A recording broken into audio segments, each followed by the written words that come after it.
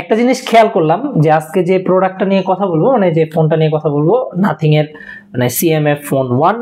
এই যে ফোনটা, এই ফোনের কালার বক্সের কালারের সাথে কিরকম জানি আমার শার্টের কালারটা মিলে গেছে কোইন্সিডেন্টলি।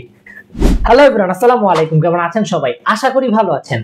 আজকের ভিডিওটা তাদের জন্য যারা ভাবতেছেন এই সময় বর্তমানে 2025-এ এসে CMF ফোন 1 নেওয়াটা আপনার জন্য ঠিক হবে কিনা, আপনি দ্বিধাদ্বন্দ্বে আছেন, আপনি বুঝতেছেন না যে কোন কোন কনফিগারেশনে এটা এগিয়ে আছে বা কোন কোন দিকে এটা পিছিয়ে আছে, আমি নিব কি নিব না, তাদের জন্যই মূলত আজকের এই ভিডিওটা। প্রথমে যদি আমি আপনাদের এই ফোন সম্পর্কে একটু ধারণা দেই শর্ট করে, এই CMF ফোন 1 কিন্তু নাথিং ফোনের মানে নাথিং যে ব্র্যান্ড, তাদের এই সাব ব্র্যান্ড কিন্তু CMF ফোন 1 তাদের এই প্রথম ফোন CMF হিসেবে তারা লঞ্চ করেছে। এরপরে CMF ফোন 1 2 3 4 5 6 এরকম আরো আসছে বা আসবে, বাট এটাই ছিল তাদের প্রথম ফোন।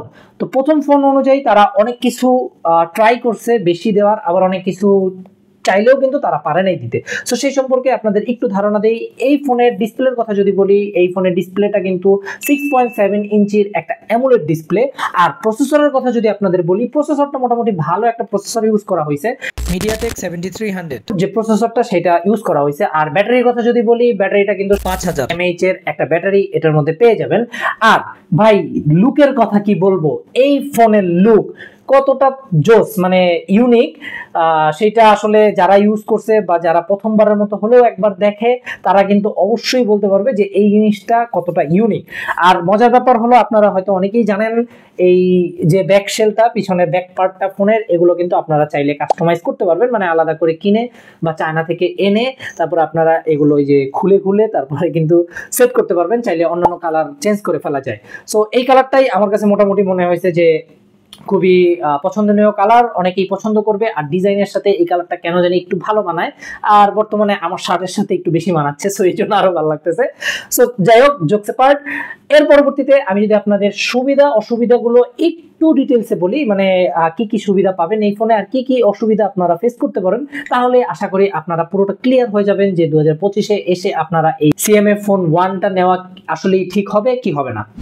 এই যে ফোনটা, এই ফোনটার পারফরমেন্সের কথা যদি আসি, পারফরমেন্স কিন্তু আগেই বলেছি MediaTek এর 7300 প্রসেসর যেহেতু ইউজ করা হয়েছে, এটা মোটামুটি একটু শক্তিশালী প্রসেসর। আমরা যতটুকু জানি মোটামুটি আপনারা যে কোনো হেভি কাজ কিন্তু এটা দিয়ে করতে পারবেন, নিতে পারবে, মানে কোনো রকম সমস্যা হবে না।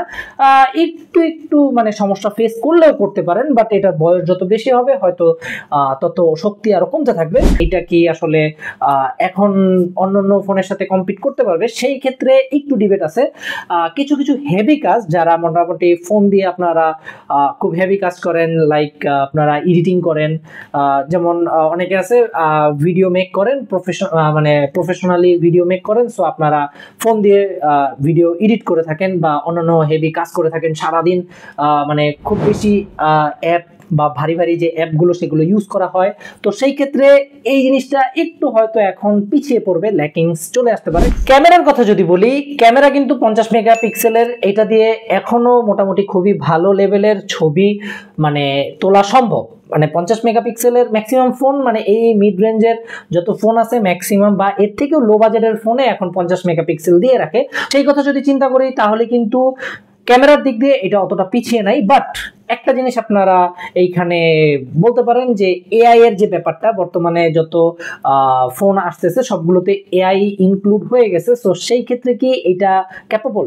সো AI এর দিক দিয়ে অবশ্যই ফোনটা একটু পিছিয়ে থাকবে। বাট আপনারা যদি ওই AI টিআই এর কথা চিন্তা না করেন, শুধু ছবি তোলার উপরেই ফোকাস বা আপনি ভালো করেই ছবি নেবেন আপনার, মানে আমরা মূলত AI কেন ইউজ করি, যেন ব্যাকগ্রাউন্ডে কোনো কিছু একটা রিমুভ করার জন্য বা সামথিং। AI মাঝে মধ্যে, তো আপনারা জানেনই AI মাঝে মধ্যে অনেক কিছু ইমপ্রুভ করে দেয়, ইমপ্রুভমেন্ট আনে। সো সেইগুলো যদি আপনি অতটা না ভাবেন বা অতটা আপনি এত কিছু দেখেন না বা খেয়াল করেন না, তাহলে এটা কোনো ইস্যু না। সুবিধার কথা যদি বলি বা এই ফোনটা আপনি কেন নিবেন সেই কথাটা যদি বলি, প্রথমেই এই কথাটা আসবে, আমি এর আগে যেটা বলেছিলাম, এই ফোনের যে লুক, ভাই বিশ্বাস করেন এই ফোনের যে একটা লুক, এই লুকটা কিন্তু একদম মানে দুর্দান্ত। আর এটা ডিসপ্লেটাও কিন্তু অসাধারণ লেভেলের একটা ডিসপ্লে, আপনারা এখানে দেখতে পারবেন। মোটামুটি এটা ডিসপ্লে আমি এখানে ব্ল্যাক মুড করে রাখছি, মানে ওদের থিম যেটা আমি সেই থিম অনুযায়ী রাখছি। সো অলওয়েজ অন ডিসপ্লের সাথে আপনি যে থিমগুলো ওদের পেয়ে যাবেন, মানে সবগুলোই মোটামুটি খুবই ভালো। ডিসপ্লেটা আপনি খুবই মজা পাবেন। আর ফোনটা যেহেতু বড়, মানে ডিসপ্লেটাও বড় সড়ো। আর এইটার যে ইন্টারফেসের কথা যে বলতেছিলাম, এটা কিন্তু খুবই ক্লিন একটা ইন্টারফেস। এরকম আরো 2-4টা ইন্টারফেস কিন্তু আপনারা চাইলেই ইউজ করতে পারবেন এই ফোনটার সাথে।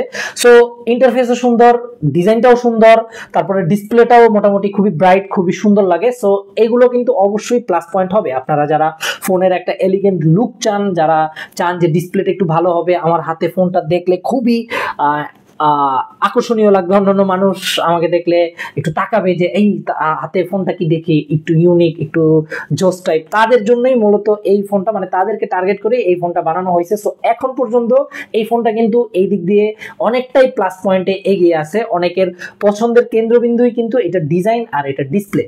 যেহেতু আস্তে আস্তে বয়স হচ্ছে, পুরানো হচ্ছে, সো সেই ক্ষেত্রে যুগের সাথে তাল মিলিয়ে যেমনটা সফটওয়্যার আপডেটের কথা চিন্তা করা লাগে, যে আমাদের সফটওয়্যার যে আপডেটগুলো হয় প্রতিনিয়ত যে আপডেটগুলো আসে, সেগুলো নিলে ফোন মোটামুটি ওই ক্যাপাবল না হলে আস্তে আস্তে সবকিছুই পারফরমেন্স ড্রপ করে, তখন ফোন ওভারহিট হয়ে যাওয়ার একটা সম্ভাবনা থাকে, ব্যাটারি ড্রেইন হয় খুব তাড়াতাড়ি, প্রসেসর আরেকটু দুর্বল হয়ে যায়, কারণ হাই প্রসেসরের ফোন অলরেডি এখনই অ্যাভেলেবেল। তো সেই ক্ষেত্রে আপনারা যদি চিন্তা করেন যে ব্যাটারিটাও কম, আবার প্রসেসরটাও একটু পুরান, এখন তো আরো সামনে আরো পুরান হয়ে যাবে, আমি 1 বছর ইউজ করলে এটা আরো পুরান হয়ে যাবে। সো এর মধ্যে নতুন প্রসেসর, আরো হাইটেক প্রসেসর যখন চলে আসবে, তখন আপনার ফোনটা একটু ব্যাকডেটেড মনে হবে।